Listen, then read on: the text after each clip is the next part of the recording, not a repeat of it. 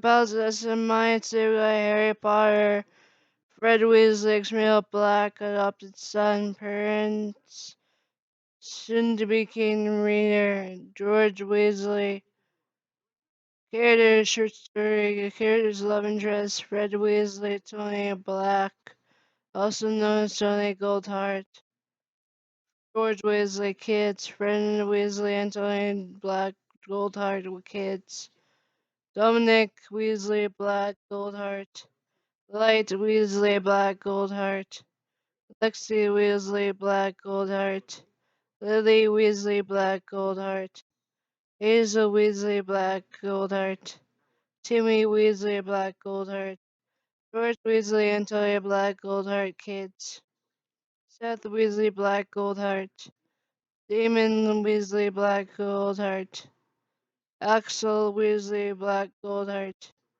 James Weasley, Black, Goldheart. Ross Weasley, Black, Goldheart. April, wait.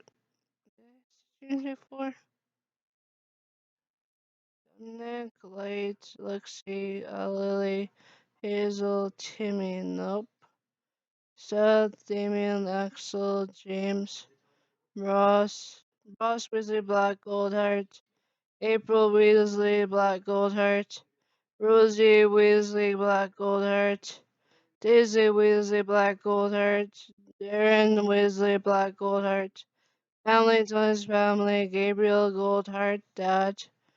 Desmond Goldheart, Malfoy, Dada. Sirius Black, Godfather, adopted dad. Remus Living God, dad, uncle. Albus Dumbledore, grandpa. Minerva McGonagall, Minerva McGonagall, godmom, grandma.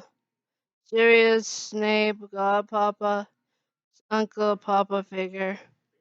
Rebus Hagrid, godpapa, uncle. Fred Weasley and George Weasley's family. Molly Weasley, mom of Fred and George. Arthur Weasley, dad of Fred and George. Bill Weasley, big brother of Fred and George. Charlie Weasley, big brother of Fred and George. Percy Weasley, big brother of Fred and George. Ron Weasley, little brother of Fred and George. Ginny Weasley, little sister of Fred and George. Short story, introduction, short story, when they meet back together. Tony Black, Goldheart, Provo. I was in the train heading back to Hogwarts after I have been in surgery from getting my ear fixed for me to hear everyone again. I heard people talking in the train cars, and I knew this was going to be fun. Going back to school when the first years are coming. I sat and looked at myself in the window of the train cars and knew this was going to be something. I sat and looked at it as something I am going to do in the future. I looked at my train card open and knew the twins were going to pull a prank on me. They had stopped and knew it was me and no one else. Oh my god, Tony, it's good to see you. I know, and I would love for you to keep it down. Oh yeah, sorry for that one. It's good, so how is it going? It's going well. That is good, George. I smiled and looked at him and knew it was something bold we were going to be doing. I sighed and knew this was both of them to get done. They sat down and I looked at them taking their seats and they all smiled and knew it was going to be one of those days. I sighed and looked at them and we both laughed when Ron ran around chasing his rat to go and get it. I sighed and looked at them and they did as well. So how is it going, Ron? Can you help me? Oh no, it's all you, bud. Come on, Tony, help me. Nope, just try and catch it. I looked at him running around chasing it, but I knew who this guy was. I sighed and looked at the rat more closely, and it kept running, knowing what I knew about him, and I sighed and looked at it. When it got out of my sight, I smiled and got up and closed the door, and the two boys looked at me. You know something about it? Oh, yeah, and I would not tell you. Right, sorry. I sighed and went back to looking at the wall. I knew it was going to be happening. I sighed and knew this was for the both of us to go and do it. I leaned my head back and looked at them looking at me. I looked into their eyes, and they knew I was thinking of who the rat would be. Can we stop looking at each other and wait for what you two are doing? I want to just kiss you, Tony Black, scolded Hart.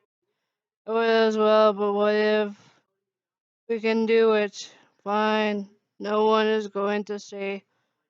I looked at them going into the place by from me. I knew going into their place by from me, and I knew I was going to be to lean into Fred, and we locked our lips, and I smiled and looked at him, and when we were doing it.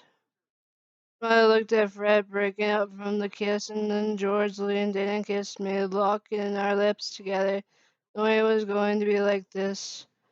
I smiled and looked at him, and he did as well, having our lips locked together no matter what we were going to be doing. I smiled and looked at him, and he knew we were going to be a couple with Fred in my life as well. We all laughed and looked at how our life would be as a three-relationship couple. I smiled and Fred got on one side of me and George got on the other side of me. We both smiled and knew we were going to be in one secret relationship. I love you, Fred and George.